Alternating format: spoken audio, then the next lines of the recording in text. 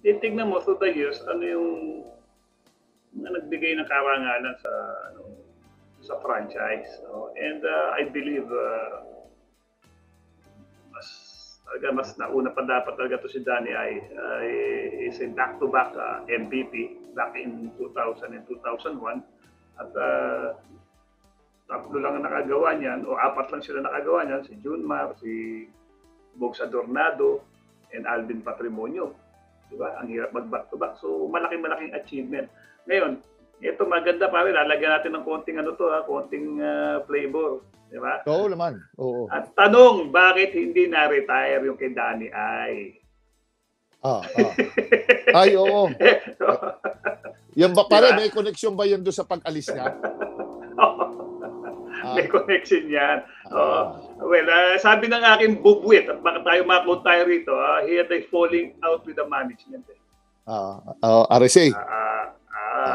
And also, sabi ng bubwit ko si Sir Robert nun yata rin. During parang nangyari, parang kinuha siya tapos na interview na mali ng context yung basa nila sa interview. Ang sinabi nila parang kasi si Danny ay yung anak niya tsaka yung anak ko na naglalaro before sa Lourdes, di ba? Naalala ba yung Lourdes School? Biglang nagpuntahan dyan yung mga anak ng mga player. Anak ni Marlo, anak ni Tenisi, andyan yan. Okay, yan, anak ko, nagkakausap-usap kami. Pare, kumusta ka na? Yan. Ayun nga, nabanggit nga niya sa akin. Ulo pa sa atin, di ba, nawala siya sa San Miguel. Parang, samantalang two-time, MVP, di ba? Franchise player yan. Yun ang naging, sana, ma-resolve na yun. At kung totoo man, sabi naman, okay, kasi hindi naman niya kinuwento sa akin ng kwentong-kwento, pahapyaw lang. Pero, pinaimbestiga. Hindi ko pinaimbestiga, pinatanong-tanong ko iba. Ganun daw nangyari tungkol daw sa, I think, para sa interview na lumalabas na ako nandito para lang tumulong kung ano yung mabibigay sa aking playing time, ganun. Parang lumalabas, kinuha-kuha pa nila ako, ito lang pala gagawin. Parang ganun daw, namali daw ng basa. So, tapos parang sinabi, ba't ka nagpa-interview ng ganun? Parang ganun. Parang gano'n ito hindi po klaro to wag niyo kayo kukuha dito, ito yung mga nakarating sa akin, parang gano'n. So magtataka ka kasi, sino ba naman yung hindi magtataka kay Daniel Deposo para hindi mo i-retire yung jersey? And even si Danny Sigel, di ba? Yan yung time natin pare, yan yung I remember, yan yung nagpasukan niya 1999 So that was first it's Noy Castillo sa amin, sa kanila si Danny Ay di ba? So nakita ko yung laro niyan, okay?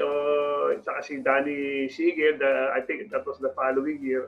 Nandun na yata, sabay na yata sila. Nakita ko, hanggang sa nag-retire ko, nakita ko yung laro ng dalawa, si Danny Sigel.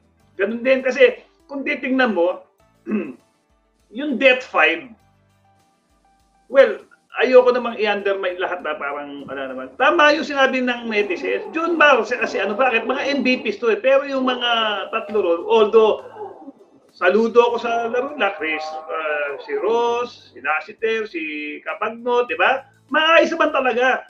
Kaya lang siyempre, yung naibigay na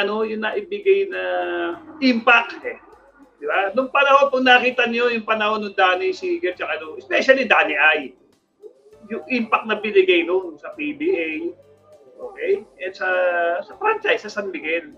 So, plus siyempre, yung si Danny Ay, siyempre meron siyang patotoong physical. Kumbaga, meron siyang papakita talaga na ito yun Kasi meron siyang MVP, meron siyang proof. Diba? Ito yung patotoo na maganda nila which is the MVP trophies or MVP plaque.